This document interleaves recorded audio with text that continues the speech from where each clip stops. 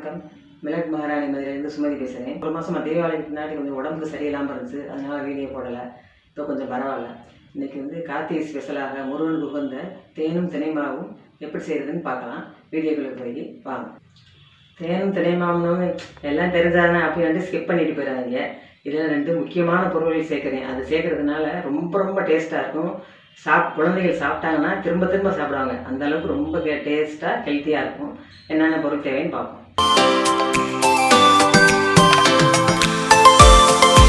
தேனும் தினைமாவும் செய்கிறதுக்கு 200 கிராம் தினை அரிசி எடுத்திருக்கேன். இதை 4 தடவை நல்லா கழுவிட்டு அதை 1 மணி நேரம் ஊற வச்சுட்டு அதை நல்லா வடிகட்டி ஒரு நல்ல காட்டன் கிளாத்தில் காய வச்சு இந்த மாதிரி எடுத்திருக்கேன். இது நல்லா உலர்த்திக்கிறணும். இந்த மாதிரி 200 கிராம் தினை அரிசிக்கு 50 கிராம் நிலக்கடலை, தோல் இல்லாததான் நிலக்கடலை, அதுக்கு 100 கிராம் வெல்லம், அப்புறம் 50 கிராம் பால் பவுட்ரு, அப்புறம் தேன். இதுக்கு முக்கியமானது தேன் ஒரு 50 கிராம். அப்புறம் நட்ஸுக்கு உங்களுக்கு தேவையான நட்ஸு கொடுக்கலாம். நான் முந்திரி எடுத்திருக்கேன், திராட்சை, பாதாம் எடுத்திருக்கேன், அப்புறம் கொஞ்சம் ஏலக்காய் தூள். ஸ்டவ் ஆன் பண்ணிவிட்டு முதல்ல அந்த தினை அரிசி நல்லா வறுத்துக்குருவோம். இப்போ இந்த தினை அரிசியை வறுத்துக்குருவோம். ட்ரையாக தான் வறுக்கணும்.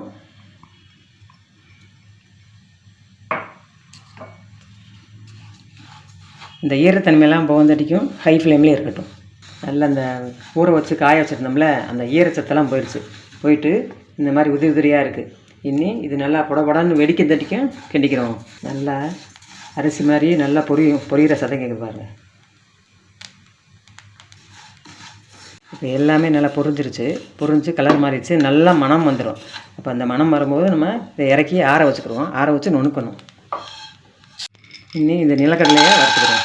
ட்ரையானதான் இருந்தாலும் லேசாக கொஞ்சம் பவுட்ரு பண்ணுறதுக்காக கொஞ்சம் வறுத்துக்கிறேன். சூடானதும் போதும். இது ஆற வச்சு இதையும் நுணுக்கணும். வறுத்த தினை அரிசி ஆறிடுச்சு. இப்போ இதை மிக்ஸி ஜாரில் போட்டு நல்லா பைன் பவுடராக எவ்வளோ முடியுமோ அந்த அளவுக்கு பைன் பவுடரை அரைச்சிக்கிடுவோம். நல்லா பைன் பவுடரை அரைச்சாச்சு. இப்போ இது நம்ம தனியாக அந்த மில்க் பவுடர் சேர்த்தோம்னா அங்கங்கே கொஞ்சம் கட்டியாக இருக்கும். அதனால் அதையும் இந்த அரைச்ச தினை மாவோடையே இந்த மில்க் பவுடரையும் போட்டு ஒரு சுற்றிட்டு வந்துடுறேன். இப்போ இந்த தினை மாவையும் மில்க் பவுடரையும் போட்டு மிக்ஸி ஜாரில் போட்டு நல்லா மிங்கிள் பண்ணியாச்சு. இப்போ நல்லா மிங்கிள் ஆகிடுச்சு ஒன்று. இதை ஒரு பவுலில் மாற்றிக்கிடுவோம். இப்போ இதே மிக்ஸி ஜாரில் நிலக்கடலையை இதை பைன் பவுடராக இருக்கேன்னா கொஞ்சம் குறவாரப்பாக அரைச்சிட்டு வந்துடுறேன். இந்த நிலக்கடலையை இந்த மாதிரி கொஞ்சம் சொச்சரன்ற பவுடரை அரைச்சி வச்சுருக்கேன். இது இருக்கட்டும். இந்த கடாயை வச்சுட்டு அதில் இந்த நட்ஸுகளை வறுத்துக்கிறேன். இந்த நட்ஸுகளை வறுக்கிறதுக்கு ஒரு 2 ஸ்பூன் நெய் சேர்த்துக்கிறேன்.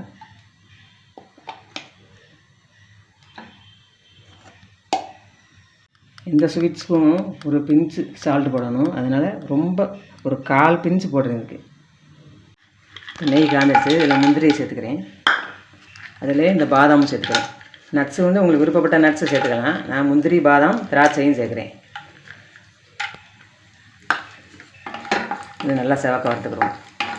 இது 2 இப்போ கொஞ்சம் ரோஸ்ட் ஆகிடுச்சனால இதுலேயே இந்த திராட்சையும் ரோஸ்ட் பண்ணிக்கிறேன்.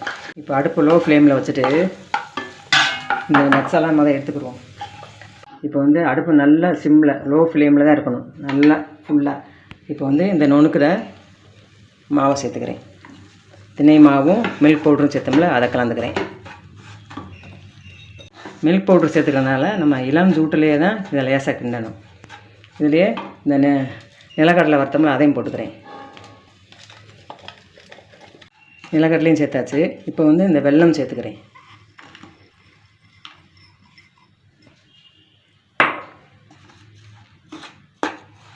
இப்போ அமர்த்திட்டு இறக்கிடுவோம். இந்த வெல்லம் இந்த சூட்டோடையே நல்லா மிங்கில் ஆகிற மாதிரி நல்லா கலக்கிக்கிடுவோம். கொஞ்சம் ஆறுனையும் ஹனி ஊற்றணும். வாசனைக்கு இந்த ஏலக்காய் தூள் போட்டுக்கிறேன். நல்லா ஆறிடுச்சு.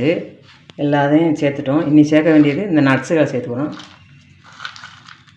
இன்னி தேன் சேர்க்கணும். தேன் 50 கிராம் எடுத்துருக்கேன்.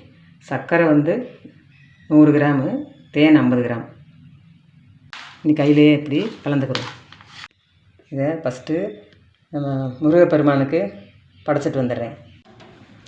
முருகனுக்கு உகந்த இந்த பிரசாதத்தை முருகனுக்கு படைச்சுக்குருவோம்.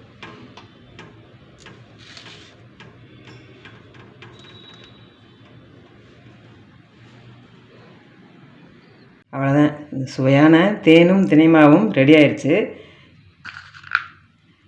இதவே கொஞ்சம் நம்ம ஸ்டோர் பண்ணி வச்சுக்கிட்டு 1 மாதத்துக்கு ஸ்டோர் பண்ணி வச்சுக்கிட்டு எப்பப்போ தேவையோ ஆஃபீஸு ஸ்கூல் போயிட்டு வரப்போது டயர்டாக இருக்கும்போது பிள்ளைங்களுக்கு ஈவினிங் ஸ்நாக்ஸ்க்கு பதிலாக இதை ஒரு பவுலில் போட்டு கொடுக்கலாம்.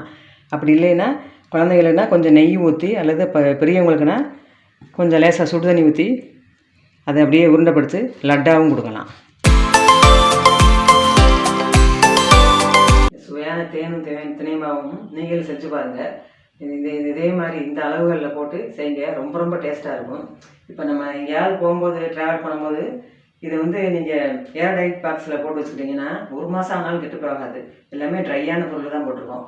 அதனால் நம்ம கொண்டு போகலாம். பசங்க இடையில எங்கேயாவது போகும்போது சாப்பிடணும் இருந்ததுன்னா கரெக்டாக தான் வாங்கி தராமல் இதை கொடுத்து ஒரு பவுல் கொடுத்தீங்கன்னா சாப்பிட்டுட்டு தெம்பாக இருக்கும். அப்புறம் எதுவுமே கேட்க மாட்டாங்க. அது ரொம்ப ரொம்ப சுவையாக இருக்குது. இப்போ நான் இதை டேஸ்ட் பண்ணி காமிக்கிறேன்.